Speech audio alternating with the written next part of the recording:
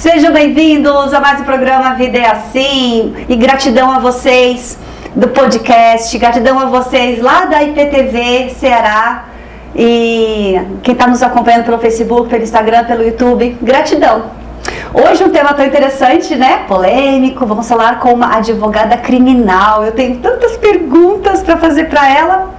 Ela é a Milena Bregalda, ela é mineira, advogada criminalista formada pela PUC de Minas Gerais, professora na Unip, na Anhanguera, aqui de São José dos Campos, presidente da Comissão de Ética e Disciplina, relatora do TED 16, vice-presidente da Comissão de Política Criminal e Penitenciária da 36ª Subseção de São José dos Campos, coordenadora para a Educação de Comissão de Política Criminal e Penitenciária de São Paulo e coordenadora adjunta do GEDUC, Grupo de Diálogo Universidade, Cárcere e Comunidade.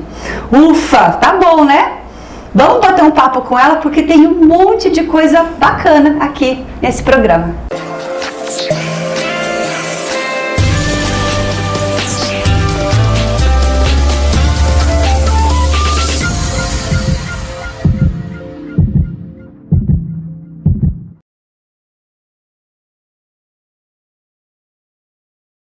Milena Bregalda, muito grata por estar aqui no programa. Obrigada, querida, por me receber aqui nessa tarde. E como você falou nos bastidores, né, a gente tem uma visão fantasiosa, né, do que é ser advogada e principalmente do que é advogada criminal, né? Eu mesma tenho algumas perguntas aqui que eu tenho certeza que é dúvida também de quem está nos assistindo e você veio hoje aqui para desmistificar muita coisa. Primeiramente, eu quero que você conte um pouco da sua trajetória profissional. Vamos lá. Além de tudo isso que eu já falei. Pois é, deveria ter gravado um pouquinho antes, né? Tudo aquilo que a gente conversou, mas enfim, só para resumir, né? A vida da gente, ela é uma sequência de opções que a gente faz, mas a advocacia, para mim, ela surgiu em razão de algumas situações da minha própria família. Durante muito tempo nós sempre trabalhamos e viajamos muito e meu pai sempre foi funcionário público, né? Meu pai sempre foi funcionário público e minha mãe sempre foi da área acadêmica. Minha mãe foi pró-reitora universitária, sempre foi professora universitária e em um determinado momento o meu pai, ele foi vítima de um sequestro internacional. Não sei, muitas das pessoas que assistem provavelmente aqui o seu canal são pessoas jovens, né, e não devem se lembrar o que acontecia na ordem internacional no final da década de 80, no início da década de 90 na América Latina. Nós tínhamos vários movimentos de libertação, principalmente na Colômbia, na Bolívia, na Venezuela. E meu pai, como funcionário público, ele trabalhava nesses países, né? E aí ele foi sequestrado por uma vertente que depois acabou se tornando as Farc. Então meu pai foi sequestrado na Colômbia em 89 e aí, por questões do destino, nós começamos na nossa família a conviver muito com a Polícia Federal. E isso, de certa forma, causa uma impressão, né, nas pessoas. E o direito causou, principalmente o direito penal, causou essa impressão em mim desde lá atrás. Né? Então eu gosto de dizer que o direito chegou para mim, a minha carreira ela é o que ela é hoje, dada justamente a essa situação lá atrás, a esse sequestro internacional que meu pai sofreu. Não morreu, né? Não morreu, foi libertado justamente em razão de um trabalho conjugado de esforços internacionais, não só brasileiros, mas também nós tivemos intervenção até do Vaticano na época. E aí, aliás, vocês que são da área do jornalismo, né? Meu pai é uma das pessoas que fez parte do grande boom do Caco Barcelos, porque aquela entrevista que o Caco Barcelos fez na Colômbia, meu pai era um dos sequestrados. Estamos chegando no acampamento onde estão os brasileiros sequestrados. Aqui, um comitê de recepção. Ô amigo, tudo bem? Meu nome é Caco Barcelos, não sei se você me conhece. Sim, pela televisão. Você quem é? José Roberto. Tudo bem? Olha, que legal. Toda história pessoal está sempre ligada à escolha da profissão mesmo, né? Exatamente. E é aí que a gente se torna um bom profissional por conta dessa experiência pessoal. Muito bom. Tá, e por que você escolheu a área criminal? Eu não comecei na área criminal, eu comecei na área administrativa. Eu trabalhei na Justiça Federal um tempo, trabalhei no Tribunal de Contas do Estado de Minas Gerais durante um tempo também. E o meu primeiro escritório de advocacia foi o escritório empresarial. Acontece que nesse escritório empresarial surgiam de vez em quando questões de ordem criminal. Porque a empresa tem problemas trabalhistas? Tem. Mas aquele problema trabalhista pode ter algum recorte criminal? Pode. Dentro do empresarial, você também tem tributário, questões criminais? Também tem. E crimes comuns também acontecem nesse ambiente empresarial e ninguém queria fazer. Ninguém queria mexer com isso. E eu sempre gostei. Eu sempre tive professores muito bons na área do direito penal e da área de processo penal, então eu sempre gostei muito da matéria, sempre estudei muito a matéria a título de curiosidade. Então, nesse escritório, nesse meu primeiro escritório, eu comecei a trabalhar com isso, porque ninguém queria fazer, né? Sempre gostei também muito da área administrativa, de procedimento administrativo, e o procedimento criminal e o procedimento administrativo tratam da mesma base teórica. A forma de analisar um procedimento administrativo é muito parecido com a forma que você analisa uma infração penal, um processo criminal. Então, aquilo que ninguém queria, né, acabou mais ou menos assim. Eu peguei aquilo que ninguém queria, me mostrei boa, né, nessa porque parte. Você já gostava? Porque eu já gostava. Eu tenho uma visão muito pragmática do direito, né? Não sou apaixonada. Eu não trabalho direito segundo uma paixão. Eu trabalho com o pragmatismo. Eu acho que toda profissão deveria ser assim. Você gosta do que faz, mas você não trabalha o seu emocional. Você não liga o seu emocional ao seu profissional. Não sei se as pessoas conseguem entender isso, ainda mais o jovem consegue entender isso, porque é sempre vendido para eles que você tem que ser apaixonado por tudo que faz. Isso também, no meu ponto de vista pessoal, é uma inverdade. Você tem que gostar do que faz, mas tem que ter uma visão bem mais concreta do que é a profissão. Sair do romantismo, né, e ir pra realidade, né? Exatamente. Então, o direito, para mim, sempre foi muito assim. Nunca foi nada romântico, sempre foi algo pragmático, como qualquer outra profissão, como a engenharia, ou então a biológicas. Então eu me dei muito bem com isso, porque a maioria das pessoas, como você já disse aqui hoje, tem uma visão muito equivocada do que é o direito penal, do que é a criminologia, do que é o processo. Ou não tem noção alguma, né? Isso, todo mundo acredita que é um mundo fantasioso, é um conto de fadas, onde você precisa ter estômago para trabalhar com aquilo, onde você sofre absurdamente para trabalhar com aquilo. Não necessariamente, é uma profissão como qualquer outra, desde que você realmente a trate assim. Sim. Então você nasceu para essa profissão mesmo. Não sei, né? Porque pelo jeito, né? Mas vamos desenrolar aqui a medida das perguntas. Tá, vamos então explicar o que faz uma advogada, esse é o nome, advogada criminalista. Um advogado criminalista, o criminalista, o penalista, o pessoal trabalha as mesmas nomenclaturas. Criminal e penal é a mesma coisa. Exatamente. Tá. O que é diferente é a criminologia. Que você falou que também você é criminóloga, né? Também sou criminóloga. E eu não sei qual é a diferença. A visão que se tem não só da infração penal, como também do criminoso. O direito penal não trata da pessoa do criminoso, já a criminologia trata da pessoa do criminoso.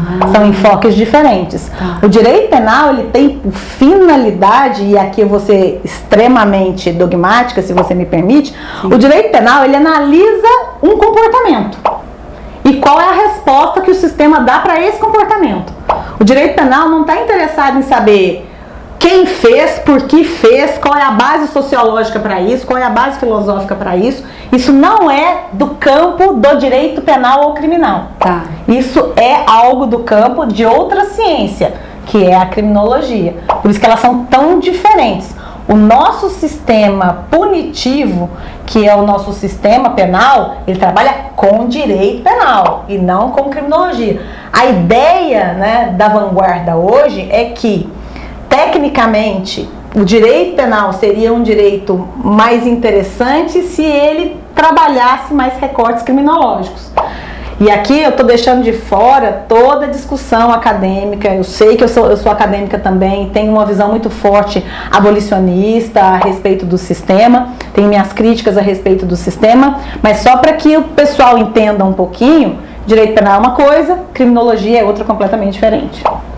E é possível as duas análises no mesmo caso? Eu falei crime, ela falou, não é crime, é caso. Então, ok. É possível você trabalhar em todos os casos essas duas formas? A ideia é que a infração penal fosse trabalhada cada vez mais segundo os recortes criminológicos e não só uma visão pragmática do direito penal. Certo. Esse seria o ideal. Então, todos os advogados criminalistas, todos os juízes, os membros do Ministério Público e da Defensoria, que também têm essa visão, trabalham muito melhor com a temática do que só aqueles punitivistas que acreditam pura e simplesmente no direito penal e mais nada. Certo. Então são visões diferentes dentro da mesma área de atuação. Perfeito. Mas dá para conviver. Dá para conviver. Aliás, os criminólogos gostariam que o direito penal se reformulasse ou então deixasse de existir, tomando aqui uma vertente bem mais humanística, sociológica, filosófica, antropológica, que acreditam ser, né, a infração penal. E você vai mais para qual lado? Sendo pragmática, para onde você vai? Trabalhando no sistema, eu sou penalista, porque eu trabalho com o sistema. Sim. Né? Sendo acadêmica, eu sou criminóloga. Tá. Então não chega a ser uma dualidade, chega a ser uma... Eles se complementam. complementam. Existem visões que inclusive acreditam que um poderia dominar o outro para uma visão melhor do sistema. Interessante. E aí entraria aquela coisa que eu ouvi dizer, que as mulheres que cometem crimes, se estão menstruadas ou na TPM, elas têm uma atenuante na pena por conta da alteração hormonal. Isso é verdade ou é mito? Não é bem por aí. Vocês ouviram já isso, gente? Não é bem assim? Não é bem por aí. Poxa vida! Ai, não dá pra... O que acontece? E aqui é um pouquinho do próprio direito penal, como ele funciona, né? Nós temos na nossa legislação situações descritas pelo legislador que elas podem tanto agravar uma pena, né, que a gente chama de agravantes, temos situações também que podem majorar uma pena, mas temos aquelas que são chamadas de atenuantes e aquelas que também são minorantes. São 4 coisas completamente diferentes, tá? E são previstas na lei. O juiz não chega e diz, hoje me deu vontade porque eu interpretei assim, então eu vou piorar a sua pena. Ou então, não, fiquei com dó de você, me comovi, né, com a sua situação, então eu vou simplesmente retirar tempo da sua pena. Não é assim que funciona. Os parâmetros são legais, tá na lei, os requisitos estão lá. E aí, isso que você chama, né, de menopausa, ou estado puerperal, ou TPM, o que quer que seja, pode ser interpretado em situações diferentes, dada a inimputabilidade ou então previsões legais. O que acontece? No caso, nós temos um artigo no Código Penal, que é o artigo 26, tá? Esse artigo 26 diz das situações de inimputabilidade. Para quem é civilista, traduz isso para a pessoa que não é capaz. Tá? Nós temos capacidade e incapacidade na esfera civil. No direito penal nós temos imputabilidade e inimputabilidade. Os inimputáveis são aqueles que lá atrás, em razão da manifestação da sociedade, o Estado, através dos nossos legisladores, tem um certo grau de tolerância com essas pessoas. E aí excluem dele o que nós chamamos de culpabilidade. Muito bem, os inimputáveis têm excluídas as suas culpabilidades em razão do quê? Em primeiro lugar, em razão da sua condição de consciência. Qual é o domínio que ele tem de consciência? De si para com o meio e todo grau de interação. Isso é uma inimputabilidade em razão de doença mental, desenvolvimento mental incompleto ou inacabado. E, no caso, o estado puerperal, no caso, entre aspas, TPM, mas o que a gente mais chama de depressão pós-parto, e várias outras síndromes que seja também induzida por questões até mesmo de alcoolismo, né? Que nós temos várias doenças que trabalham substâncias que retiram grau de consciência. o legislador prevê como condição de inimputável. Então, no caso, a TPM em si, né, ou a alteração psíquica, hormonal que a mulher sofre, necessariamente vai implicar em uma excludente de culpabilidade? Depende. Poderá ser uma atenuante da pena? Também depende. Como é que o juiz faz isso? Como é que ele decide se ele vai excluir culpabilidade ou atenuar a pena? Perícia. Ele vai pedir a perícia para saber se no momento do cometimento do ato, aquela pessoa que sofreu uma alteração psíquica decorrente do uso de substância, decorrente de uma alteração hormonal, qual era o grau de consciência que ela tinha de si ou para com o meio.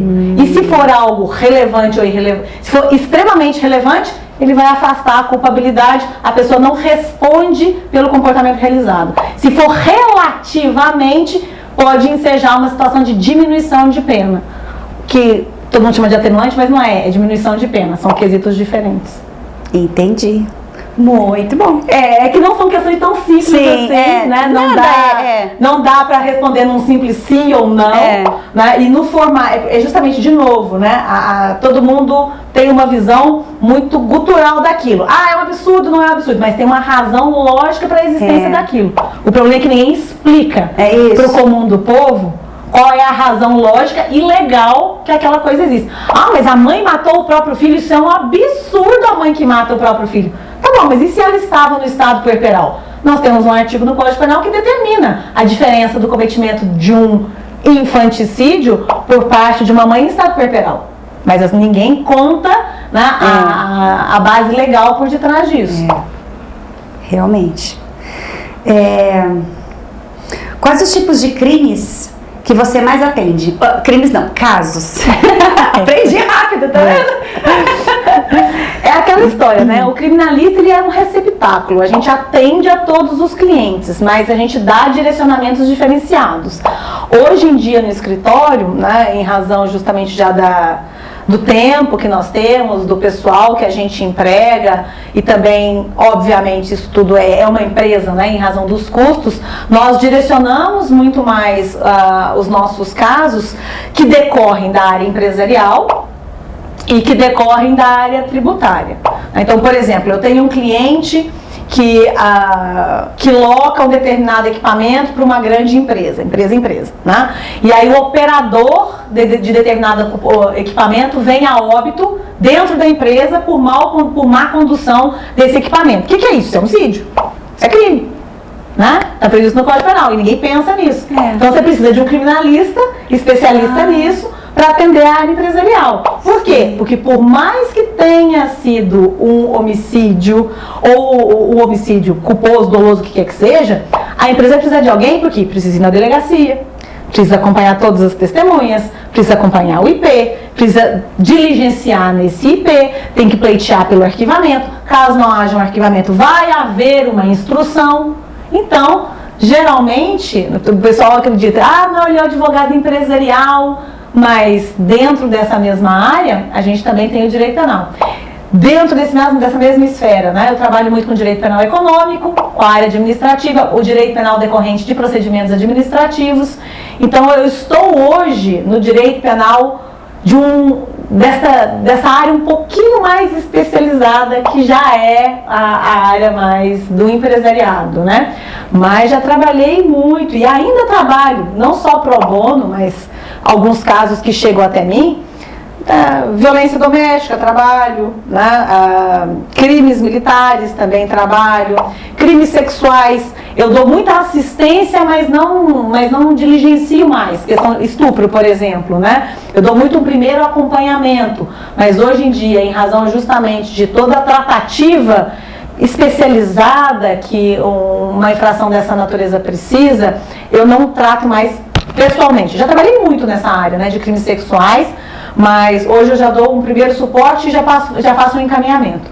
Eu hoje, ostensivamente, estou mais na área empresarial do direito penal.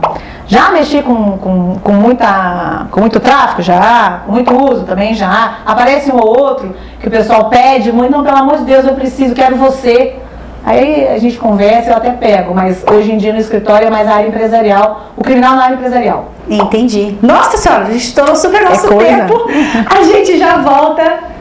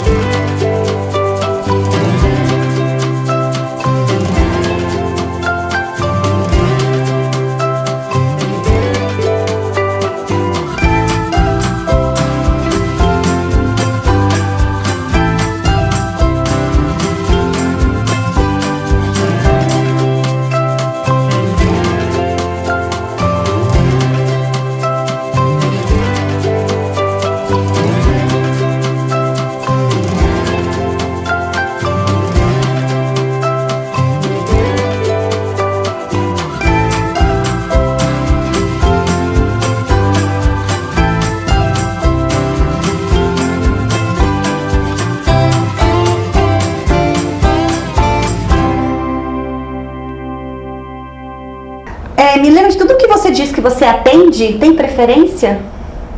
Se eu tenho preferência? Qual você gosta mais? Fala, ai, que delícia! Chegou esse caso aqui! Tem? Olha, é sempre bom a gente atender aquele caso que coloca em xeque um pouquinho a nossa percepção de interpretação das coisas, principalmente de interpretação da lei. Então não é um crime ou uma contravenção especial que mais me instiga, sabe? Mas o parâmetro desafiador dele. Certo. Isso aqui realmente, isso tira meu sono, porque você fica pensando, eu poderia montar aquela estratégia, poderia montar aquela outra situação. Que já entra na lei, então, do criminólogo. Também, né? Porque consegue pegar um contexto pessoal ali. Então, trabalhar um pouco, o instigante é aquele caso que realmente cobra de você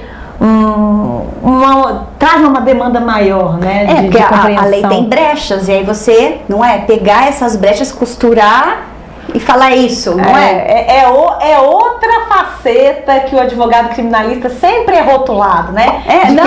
De que ele trabalha nas lacunas da lei, que o advogado criminalista é tão contraventor quanto o seu cliente, porque ele só trabalha no lado obscuro da lei. Não é bem por aí. Bem assim. Não, o direito penal, ele é uma doutrina, como qualquer outra doutrina. E como ela é uma doutrina, ela é sujeita à interpretação. Sim. E uma das principais atividades do advogado é dar interpretação para a letra da lei. Agora, o juiz pode concordar com a interpretação que eu estabeleço ou não, Sim. porque ele tem a sua própria interpretação, que advém dos tribunais superiores. É isso que o STF e o STJ fazem. Interpretam a letra da lei, dado o enquadramento de determinadas situações. Então, não, mas o advogado ele achou uma brecha. Quem faz isso é o tributarista. O tributarista que quer dizer, não é lá. A água com perfume não tem tributo porque colônia não é tributada, o perfume é tributado. Isso é achar uma brecha. Na lei está escrito lá, tributo, perfume. Aí, não, mas peraí, perfume é uma coisa, porque tem uma química. Agora, e água de colônia? Não está escrito na lei, tem uma brecha, então é aqui que eu vou. O criminalista, o bom criminalista é aquele que trabalha a dogmática por detrás da lei. Ele trabalha o quê? A dogmática por detrás da lei. A dogmática é a razão lógico-científica da existência daquilo. Porque ninguém chega do nada e diz, não, vou colocar aqui, né, não matarás. Quem diz isso é a filosofia e não a lei. Certo. Aliás, a lei ela não é proibitiva e isso causa surpresa na maioria dos meus alunos e na maioria daqueles que começam a entender o direito. O direito penal ele não proíbe nada. O criminoso não é o fora da lei. O criminoso é aquele que age segundo a lei. Porque a lei diz, matar alguém pena. Então, comete o crime aquele que de fato realiza o que está escrito da lei. Então, ele não é um fora da lei, ele é um conforme à lei. Gente, que interessante, né? Que legal. Milena, você já sofreu ameaça? Eu já sofri coação, tá? Ninguém nunca ameaçou-me de vida ou contra a minha integridade física. Mas coação, e principalmente coação velada, eu acho que todo advogado sofre em determinado momento da sua vida, né? E aqui a gente também não pode deixar de lado um outro recorte, que eu também sou mulher e ostento o feminino, e isso também já vem com uma certa Então carga. liga com a minha próxima pergunta, que é, por ser mulher, você dificulta ou facilita junto aos seus clientes, junto aos seus... enfim, no trabalho como um todo? Olha, sem querer ser piegas e montar aqui um discurso de gênero, né? Eu entendo muito bem o nosso contexto, sei onde vivo, né? Sei onde estamos inseridos e somos uma sociedade predominantemente patriarcal, né? Somos uma sociedade que trabalha um racismo também estrutural, então não tem como dizer que o feminino no Brasil ele tem alguma vantagem. O feminino no Brasil sempre teve e acredito que ainda terá enormes desvantagens seculares. Então, não tem jeito. É mulher, já tem alguma desvantagem? Tem. Mas muito mais desvantagem do que vantagem, eu acredito que é 100% desvantagem. O resto, quando vem como positivo, é decorrente de muito esforço e de muito trabalho. Não é inato. A vantagem feminina não existe num caráter inato. Eu não vejo isso. Tá. Conta aquela curiosidade que eu fiquei... incrível que você falou, né, nos bastidores do vestido, da indumentária, não é que era obrigatório? O direito em si, ele já é uma profissão que trabalha com vários simbolismos, né? É uma atividade profissional extremamente conservadora, né, historicamente. E, querendo ou não, para a advogada, isso também sempre foi algo pré-estabelecido. A roupa, né? A indumentária, a mulher advogada, ela sempre teve que tomar um certo cuidado em razão daquilo que ela veste, né? Sempre foi assim. Anteriormente isso estava na lei, né? Tribunais superiores deixavam bem claro nos seus regimentos internos que para sustentações orais as advogadas deveriam vestir vestido ou saias. Não era permitida a entrada de advogadas vestindo calças, por exemplo. Isso mudou. Não mudou há 50 anos atrás, gente. Isso mudou no finalzinho da década de 80 e início da década de 90. Até então, isso ainda era um tabu, principalmente naqueles estados que são estados tidos como mais conservadores nos seus tribunais. Mas nós ainda temos vários problemas ou limites com relação a isso. que, claro, vários deles são decorrentes desse recorte de gênero, mas também muitos são herdados do direito como sendo uma profissão mais tradicionalista, né? uma área mais conservadora, né? Mas tem essa curiosidade, sim. Durante um certo tempo, as mulheres advogadas não conseguiam acesso a tribunais, dependendo da roupa que estavam. Porque se usasse calça por conta de marcar o corpo, mostrar o corpo, é isso? Tem a ver com isso, será? Não necessariamente. O direito ele é uma situação complicada, né? Se está escrito não pode, não pode. Ele não diz muito bem o porquê, né?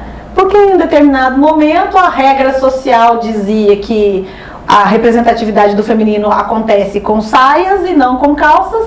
Toda a revolução feminina aconteceu, né? Querendo ou não, a mulher não usava calças. Até bem pouquíssimo tempo, justamente em razão dessas questões, né? Como é que o feminino deve aparentar, como é que o feminino deve ostentar a sua presença, como é que o feminino não deve aparecer em várias situações. É uma percepção minha. Gozado de perceber mesmo que as mulheres advogadas usavam muito vestido. E eu ficava perguntando pra mim, por que elas usam muito vestido? Então é isso. Culturalmente. Isso já foi. Que interessante. Isso já foi relevante. Que legal, né? Hoje em dia não necessariamente.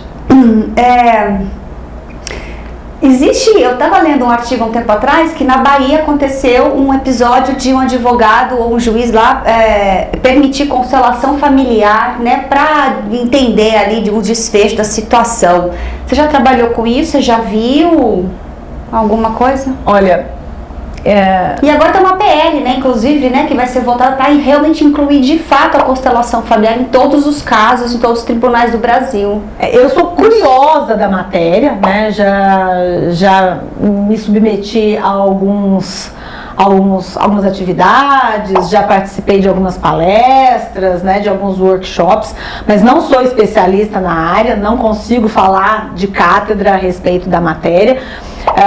Desde um bom tempo, dentro do direito penal, desde inclusive do momento do surgimento da possibilidade da aplicação da justiça restaurativa, técnicas diferenciadas que não são muito próprias do sistema jurídico penal passaram a ser empregados, né, por juízes, por defensores, por membros do Ministério Público, buscando uma pacificação da lide de uma forma mais interessante, não só para o lado da vítima, mas também incluindo o apenado. E o interessante, principalmente da justiça restaurativa, e aí a questão da constelação vai entrar para esse lado, para essa seara também, é que não necessariamente com uma condenação, com uma prisão, com uma pena privativa de liberdade, isso não pacifica a inquietação que a vítima ou a família da vítima sofre. A partir do momento em que talvez o apenado se envolve, isso já demonstrou mais eficácia.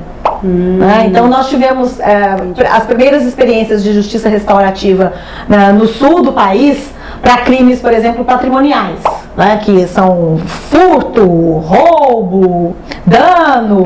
Isso funcionou muito bem. No DF, depois que essa experiência deu muito certo, eles começaram a aplicar isso para crimes sexuais. E também funcionou. Né? Funcionou de forma bastante interessante. Então, a ideia hoje de incluir, inclusive, não só a constelação, mas outras técnicas alternativas de solução de conflito dentro da esfera criminal, elas têm aparecido. Que bom. Tá? Eu trabalhei já com justiça restaurativa, mas com constelação não é a minha área. E o que é a justiça restaurativa? A gente trabalha justamente uma pluralidade de profissionais intervindo dentro do fato criminoso. Nós trabalhamos com psicólogos, sociólogos, terapeutas. Que legal. Né? Então, vários outros profissionais para que a gente possa trabalhar o fato como fato. Sim. E não só como crime. Perfeito, perfeito, porque aí você consegue entender a motivação dessa pessoa, é isso? É para entender isso? Não é para entender necessariamente. A motivação pode ser um dos fatores, né? Geralmente, espectador de filme é que quer saber por que você fez. Né? A vítima não necessariamente está muito preocupada em saber o porquê. Ela tem mais interesse em ser vista como vítima. ser vista, ser entendida como pessoa, ela tem o interesse de novo, aparecer num cenário, porque toda vítima, ela goza de uma sensação de que ela foi aniquilada, de que ela deixou de existir como pessoa. Então, a justiça restaurativa, ela dá fala para a vítima, ela dá fala para a família da vítima, ela dá fala para o réu também, para que as outras pessoas que também estão envolvidas com a vida desse réu, não é só para saber por quê. É muito simplista essa resposta. Não, quer saber o porquê? Não é para saber o porquê. É tratar a situação. Perfeito. Tratar a situação. Que legal. E aí beneficia os dois lados. Já dizia um antigo professor que eu tive, Mário Lúcio Quintão Soares, inclusive foi meu coordenador de várias atividades, foi inclusive conselheiro federal, que você tem certeza que um bom acordo saiu quando todo mundo sai parcialmente satisfeito e parcialmente insatisfeito. Você só soluciona um problema quando todos ali estão parcialmente felizes e parcialmente infelizes. Se alguém sai 100% feliz e a outra parte 100% infeliz, o conflito não resolveu. Não resolveu. Que coisa, né? Parece contraditório. Ele perdura. Porque aquele que está insatisfeito pode ter certeza que ele vai levar essa frustração e insatisfação para outras questões. Sim, faz sentido. Que interessante, né? Lá está nosso tempo de novo, menina. Vamos para o próximo bloco, a gente já volta.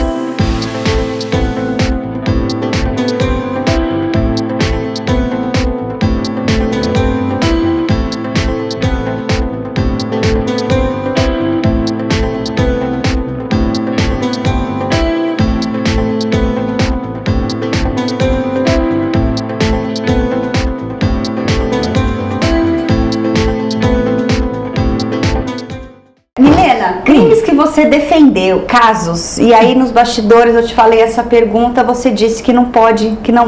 Nós temos um período complicado, a gente tem um certo sigilo profissional que é melhor deixar assim. Então, queridos, é isso. Quando eu disse estou fazendo essa pergunta, quando eu anunciei para algumas pessoas, quis pergunta quais são os crimes, e aí então eu estou dando a devolutiva, ela não pode falar por conta dessa...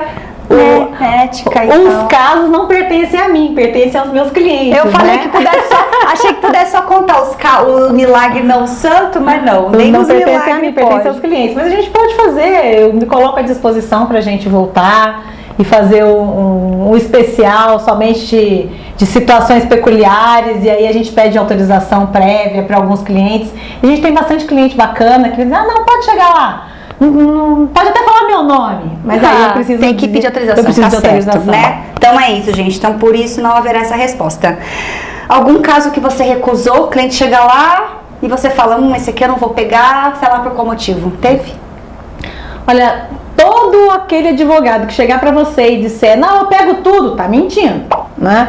Porque tecnicamente a gente tem que analisar o que o cliente leva e dizer da viabilidade daquilo, né? O advogado que promete 100% de êxito para todo cliente, desconfie dele, né? É bem suspeita essa argumentação. Então, no direito criminal, né, não é diferente.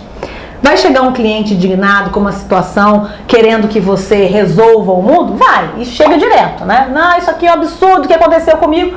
O que a gente faz? A gente passa para eles, né, a visão da possibilidade de trabalhar com aquilo e a visão também da impossibilidade de trabalhar com aquilo. Então eu não diria que a gente recusa, a gente diz da viabilidade ou não de trabalhar dentro daquilo que está sendo demandado pelo cliente. E aí vem a pergunta que eu tô querendo fazer faz tempo, que é o seguinte... E aí você chega lá, um caso, um estuprador de crianças. Uhum. Onde fica a sua pessoa, Milena, ser humano, versus advogada? Tipo, e aí eu defendo, consigo, sei lá, pelos trâmites legais lá, você até consegue promover ali a isenção ou a sei lá o quê. Ou você fala, não, isso aqui tá muito foda, não vou entrar nisso porque eu não acredito. Como fica? Nesse ponto... Tô dando só um exemplo, não, pode ser qualquer sem outro problema. caso. Não, geralmente crime sexual é o que todo mundo vislumbra como sendo, né... O pior de todos, né? Aquela tábua, aquela situação que é mais conflituosa e assim sucessivamente, né? Eu já trabalhei em situações que para mim foram até bem mais graves. Por exemplo, nós temos crimes de manutenção de pessoas em situação análoga de escravo. Eu já trabalhei com vítimas de tráfico internacional de pessoas. Para mim, isso pessoalmente tem um peso muito maior do que um crime sexual. Então pronto, então, talvez eu falei por mim, né? Então falar por você. Então quando você pegar diante desse caso, como que você age? A questão é, eu gosto muito de trazer para a advocacia criminal aqui uma analogia para a medicina, né? O médico, ele também é pessoa. Ele também tem emoções, ele também tem todo o seu lastro, ele tem todo o seu subjetivismo. Mas para que ele possa trabalhar bem, ele acaba se blindando um pouco desse subjetivismo, ele não deixa que esse subjetivismo seja, pelo menos, o tempo todo atingido pelo seu trabalho, porque senão, caso contrário, ele não trabalharia. Né? Todo mundo faz terapia? Terapia ajuda? Ajuda. Né? A terapia é boa para todo mundo, eu acredito. Né? Sou fã de terapia, eu também. Não vou dizer que... não vou renegar aqui. Né? Mas, tecnicamente, no direito penal, isso acontece muito. Você tem que colocar a sua visão pessoal de lado e trabalhar o caso. Você nem trabalha necessariamente o seu cliente, você trabalha o caso. É por isso que é relativamente fácil, para mim, trabalhar nessa área. Porque você é pragmática, porque você é racional, é por isso? É o que eu tento trazer e há mais de 20 anos tem funcionado bem. Não quer dizer que não tem uma situação ou outra que te faz repensar, né, sobre a sua vida, que mexa com você, que te tire um pouco o sono. Mas, por exemplo, eu nunca tive medo de cliente, eu nunca tive medo de caso, isso nunca me aconteceu. Justamente porque eu sei compartimentar muito bem a minha visão. Né? Do mesmo jeito que eu digo que eu sou grande defensora da democracia, e ser defensor da democracia é ter a minha opinião, mas respeitar a opinião de todo mundo, sim. No direito também é a mesma coisa, né? No criminal é a mesma coisa. Eu não tenho problema nenhum em saber que meu cliente de fato cometeu aquela infração penal. Não tem problema com relação a isso. Nenhuma. Por quê? Porque a minha principal função é, ok, cometeu, então vamos tomar todas as medidas necessárias que dentro, né, dessa situação você receba uma contraprestação legal justa e razoável. Ok. Porque também é um outro mito, aquela história de que o advogado criminalista, ele tá ali só para contar mentira e dizer que o cliente dele não fez. Isso. Não é bem por aí. É verdade, né, gente? Eu tenho essa coisa na minha cabeça. Vocês têm também? Eu acho que sim. Eu acho que todo mundo tem. Até por falta de um espaço desse, as pessoas contarem um pouco sobre essas coisas e desmistificarem. O criminalista é mentiroso de plantão, né? Porque ele sabe que o sujeito fez ou é tão conivente quanto o outro, né? Não é bem por aí. O bom criminalista não trabalha com essa visão. A visão do criminalista é, muito bem, o cliente chega, ele te apresenta um caso. Você estuda aquele caso, analisa aquele caso e administra aquele caso dentro do judiciário. É a mesma coisa que um médico faz. O cliente chega doente, o paciente chega doente. Tá bom, eu tenho que administrar o caso dele ao longo do tempo no sistema. Faço aqui, corto ali, recomendo fazer uma cirurgia ali. Vamos fazer uma cirurgia aqui. Não vou matar a pessoa. Não vou recomendar fazer outra coisa. É basicamente a mesma coisa. Você acha que tem que ser uma pessoa pra... Você acha que todo... E aí, de novo, por mim. Pra mim, todas as pessoas que escolhem ser advogado criminais ou criminalista certo, ou penal, né? É porque é racional, altamente racional e menos emoção. Tô certa? Tô errada? Tem muito criminalista hoje em dia que escolhe pela fama e por algumas situações que são bastante efêmeras. O que é isso?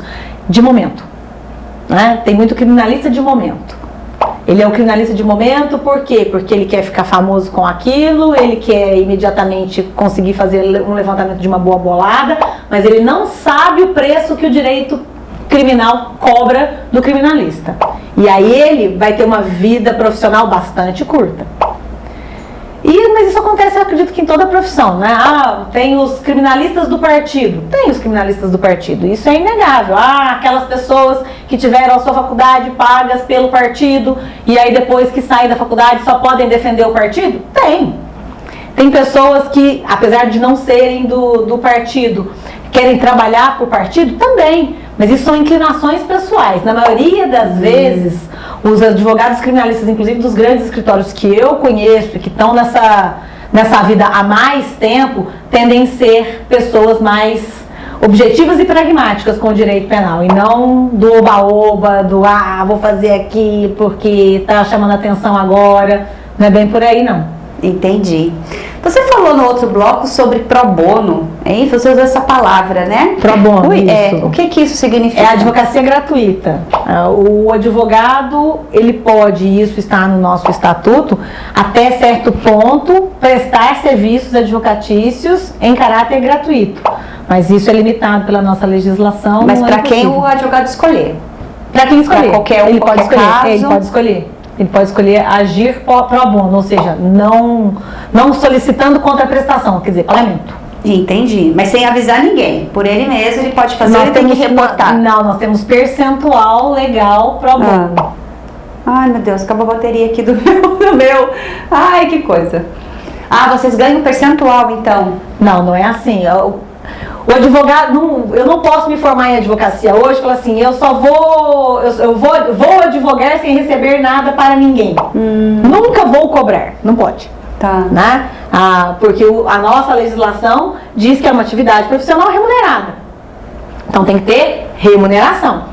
Você vai escolher a sua remuneração, a nossa legislação ela diz qual é o máximo e mínimo de remuneração que o advogado tem que seguir. Se ele cobra abaixo da tabela, ele comete infração ética administrativa. Se ele cobra exorbitantemente, promovendo um enriquecimento ilícito, ele também comete infração ética administrativa. Do mesmo jeito também que ele não pode trabalhar sem receber nada. 100% pro bono ele não pode. Mas em algum momento ou outro ele pode escolher casos que ele não quer cobrar para trabalhar. Entendi. É assim que funciona. Muito bom. Tá bom. Vamos para o próximo bloco, então, a gente já volta.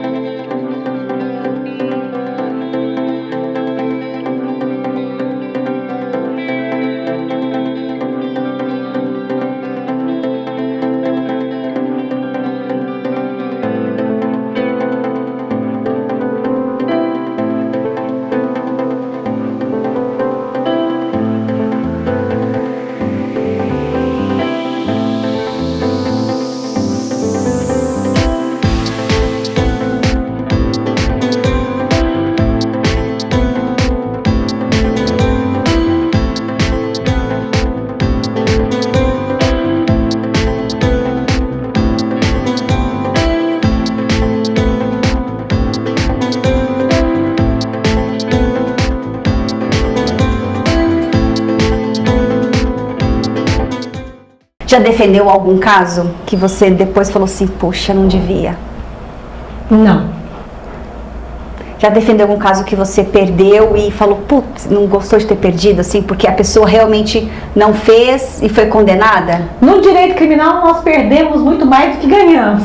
É mesmo? Isso é uma grande de uma verdade, né? Porque é o recorte do nosso sistema. É. O nosso sistema acusatório, ele é bem mais pró-condenação do que pró-absolvição. Então, para nós, a certeza da condenação é quase da ordem de 80%. Né? O que a gente trabalha muito mesmo é para que a gente consiga que o nosso cliente ele tenha uma condenação razoável, né? Dentro dos parâmetros legais. Mas frustração a gente sempre tem, com muita coisa, né? Você monta um maravilhoso caso, você instrui todas as suas testemunhas, você enche de provas naquele processo, mas em razão, sei lá, de um preconceito pessoal do juiz, ou em razão que seja de outras situações que não foram muito bem explicadas naquele processo, ou então até que são mentirosas naquele processo, acabam convencendo o julgador e ele acaba decidindo contrário ao seu cliente, né? Isso acontece quase que todo dia, sabe? Então, não é tão incomum. Já não. era. Homens ou mulheres que cometem mais crimes? Nas estatísticas nós vamos ter que pedir... É igual? Não é igual. Eu não gosto de falar estatística com base em achismo, tá? Se é estatística, eu gosto de pegar a fonte e trabalhar. O que nós temos hoje em parâmetros abstratos temos uma população carcerária masculina muito maior do que a feminina. Isso eu já posso te dizer com certeza absoluta. Agora, trabalhar recorte de gênero, se o gênero masculino ou feminino é mais ligado à infração penal ou não, a gente vai ter que trabalhar resultados de pesquisas científicas e depois eu posso te apresentar várias. Tá, eu tenho a impressão que os homens cometem mais crimes. Eu, leiga, né, ali observando a situação.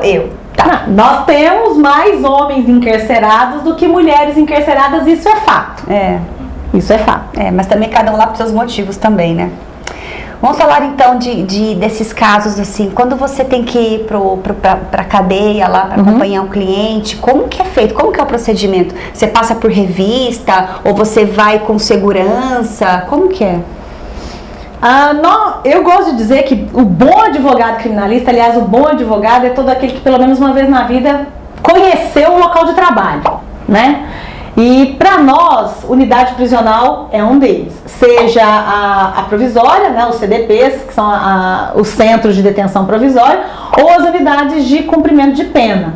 E aqui também não vou excluir um pouquinho as casas de albergado, né, os manicômios prisionais, as fundações casa, a antiga FEBEM. Aliás, uma das minhas primeiras experiências profissionais foi trabalhar dentro da FEBEM de Minas Gerais.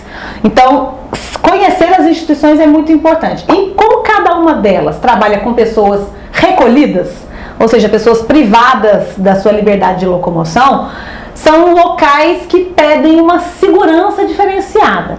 Então ninguém entra ou ninguém sai de qualquer jeito, né? Então, uma unidade prisional, uma fundação casa, uma casa do albergado, um hospital de custódia, cada um deles tem procedimentos que são estabelecidos não só pela unidade prisional, ou seja, é o diretor daquela unidade prisional que estabelece, mas a Secretaria de Segurança daquele estado. Então, as regras são estabelecidas, lógico, através de provimentos ou então através mesmo de legislações. Aqui no estado de São Paulo, a SAP, principalmente a questão de mais ou menos aí quase, eu arriscaria 10 anos, eu acho que é um pouquinho menos, né? Mudou algumas questões ligadas a procedimento de ingresso em unidade prisional. Porque até então nós não tínhamos a figura do scanner. Não sei se você sabia que as unidades prisionais agora, principalmente aqui no estado de São Paulo, obrigatoriamente todas têm que ter um scanner, né? Mas eu sou antiga ao ponto de ser da época pré-scanner. Então, toda vez que você entrava numa unidade prisional, dentre os procedimentos que você tinha que fazer, era a revista pessoal, vírgula, etc. Né? Que é diferente de uma revista pessoal que uma visita faz, por exemplo. Mas hoje, né? Como é que um advogado entra numa unidade prisional? Aqui no estado de São Paulo nós temos os agendamentos prévios, via de regra todos devem agendar qual é o dia e qual é o detento ou os detentos que você vai ouvi-los no parlatório. Né? Faz esse agendamento prévio, então a unidade prisional sabe que dia você vai e sabe qual horário você vai. Então você chega na primeira grade, que é o portão de entrada, você vai se identificar, vai apresentar a sua carteira, né? Porque advogado tem carteira e não carteirinha. O advogado tem carteira, né? Apresenta a sua carteira, aí o agente penitenciário ele vai bater o primeiro rádio, vai bater o horário e vai lhe encaminhar. Que seja, cada unidade prisional tem um lugar específico onde o advogado espera para ser chamado para se direcionar até o parlatório para conversar com o seu cliente. Então, por exemplo, aqui o CDP de São José dos Campos, você entra na primeira grade, vai justamente para uma salinha, que é até uma salinha onde a OAB de São José ajudou a mobiliar, tem cadeira, tem bebedouro e fica fora do panóptico, quer dizer, fica fora do panóptico. É a estrutura do presídio é um panóptico, né, que são os pavilhões, as celas, e toda a estrutura de contenção. Então é fora, né? Você nem chegou ainda a pensar em entrar dentro realmente do local de maior segurança. Então é ali nessa casinha. Você fica ali esperando até um agente penitenciário dizer, olha, seu cliente já está lá no parlatório. E aí aqui você passa por uma primeira grade, você bate a primeira, você bate a segunda grade, aí você vai passar pelo scanner, né? No scanner, não sei se vocês já foram, né? É bem diferente do aeroporto, porque do aeroporto ele é maiorzão e tudo mais. Os scanners de unidade prisional, eles são praticamente um pórtico que você tem que manter uma posição específica, né? De pés, braços e mãos, e aí o seu corpo inteiro é escaneado. Se você é liberado dali, você passa pelo segundo detector de metais, então você tira brinco, você tira relógio, você tira cinto, tira sapatos e passa nesse detector de metais, e dali, né, se está tudo ok, você é encaminhado para o parlatório onde você vai conversar com o seu cliente. É claro que advogado e nem ninguém entra com óculos, chave, carteira, celular dentro de unidade prisional. Isso já ficou lá atrás no seu carro, na hora que você estacionou o seu carro na sua vaga de advogado dentro da unidade prisional. E você tem privacidade, você e seu cliente só? Sim. Boa pergunta. A lei diz que eu tenho, tá? A legislação diz. O advogado, ele tem direito, tá dentro dos direitos do advogado, lá artigo 6º e artigo 7º do nosso estatuto, lei 8906/994. Então, eu tenho direito a me reunir sigilosamente com o meu cliente. Mas a vida não é bem assim, né? Porque o parlatório, geralmente, é uma salinha dividida por 3 ou 4 compartimentos, onde todo mundo está ali. Né? Não é eu tenho uma salinha específica só para mim, com o meu cliente, com uma mesa, um cafezinho. Com água. Não, é uma salinha menor do que seu estúdio, dividido por uma parede de concreto, onde em cada parede temos no máximo 3 janelinhas. Eu nunca vi um parlatório maior do que 3 janelinhas. 3 janelinhas com ou acrílico, ou grade, ou telinha, e que fica todo mundo ali gritando ao mesmo tempo, conversando com o seu cliente. Aí, na maioria das vezes, você não entende absolutamente nada do que você está falando. Mas você e ele aqui, não tem nada dividindo você e ele. Tem também. Você é de um lado do muro e ele do outro lado do muro. É muito parecido é uma visão mais precária do que vocês veem em filmes hollywoodianos, que a pessoa vai num presídio, aí senta numa cadeirinha, aí tem um telefoninho, aí tem um blindex, aí o cara tá do outro lado. Isso é muito bonito. No Brasil eu nunca vi nenhum desses. Nunca estive em nenhum desses. Geralmente todo mundo em pé, nessa salinha apertada, sem ar-condicionado, sem coisa nenhuma, com essa parede dividindo. Geralmente o seu cliente está do outro lado preso e algemado. Nem sem algema ele consegue ficar. E conversando, gritando com você, porque tem outro advogado gritando, que tem outro advogado gritando, que tem outra gente gritando. Então acaba não sendo nem... Não é muito produtivo. Como fala, sigilosa a conversa. Não, todo mundo escuta tudo. Todo mundo escuta tudo. Com certeza, inclusive a gente jurava que era sigilo. A lei diz que é, sim. E tem que ser. Mas na prática é meio difícil. E você já atendeu algum cliente que você estava com medo? Você falou que não teve medo de caso nenhum, mas nunca você não falou de pessoa. Não, também nunca tive medo de pessoa. Puta, se eu vou lá, ele vai me matar. Não, nunca tive medo de cliente.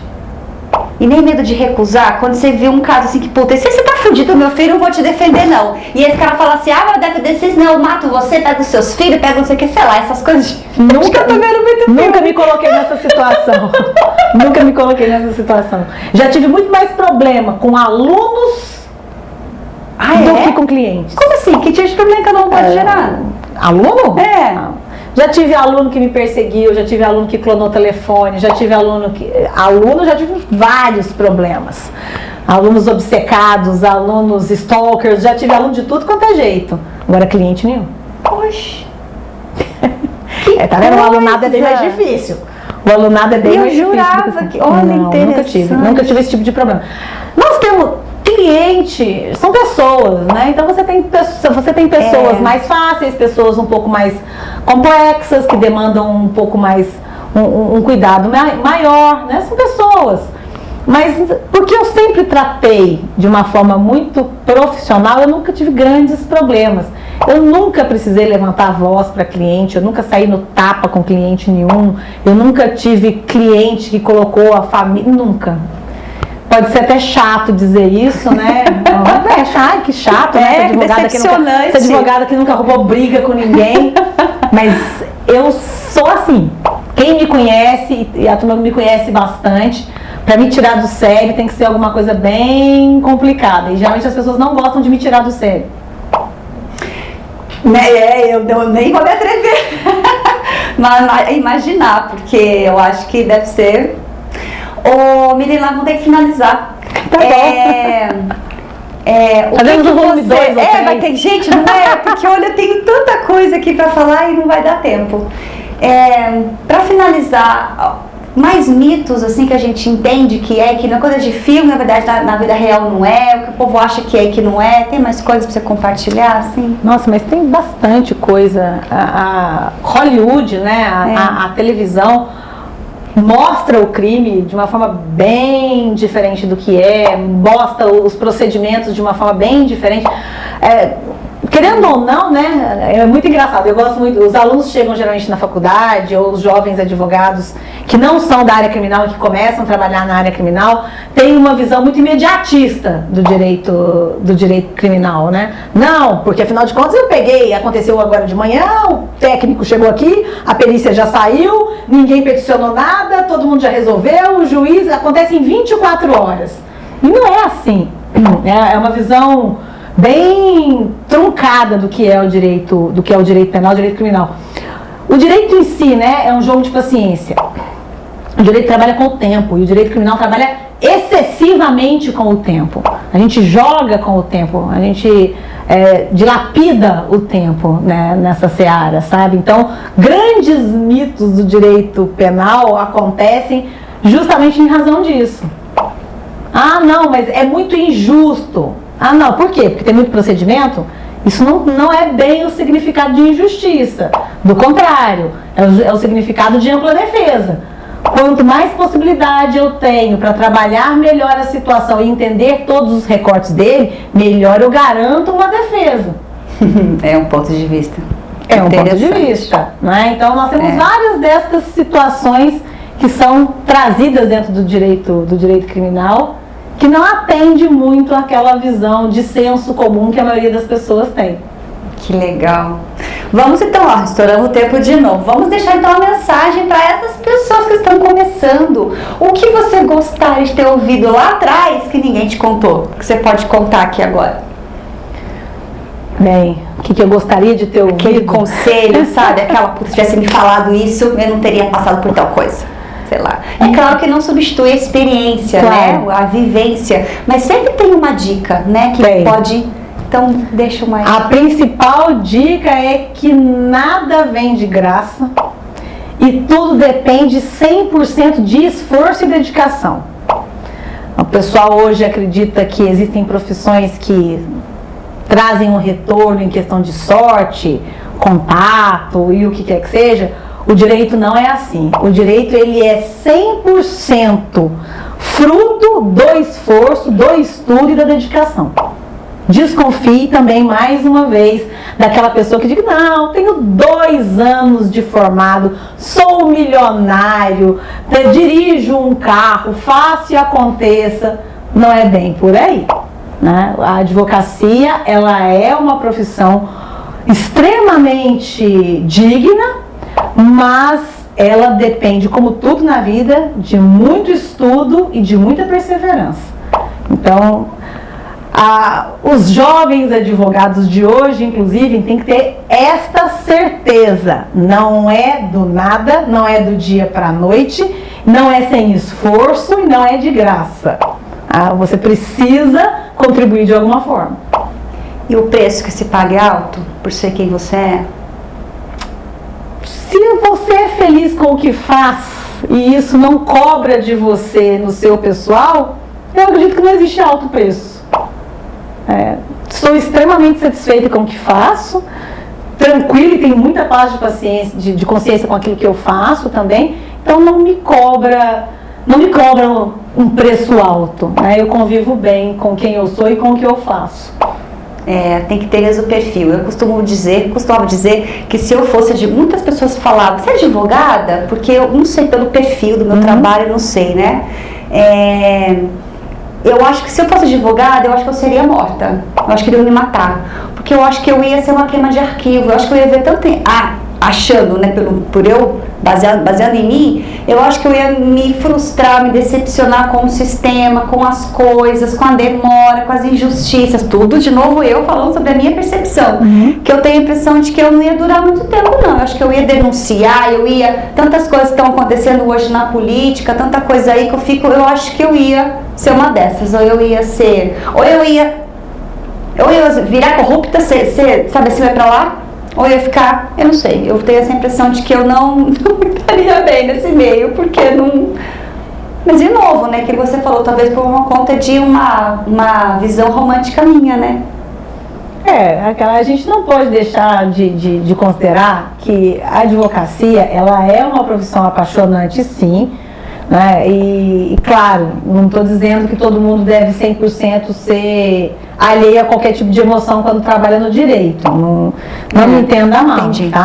A questão é que o advogado em si, ele sabe muito bem trabalhar com isso.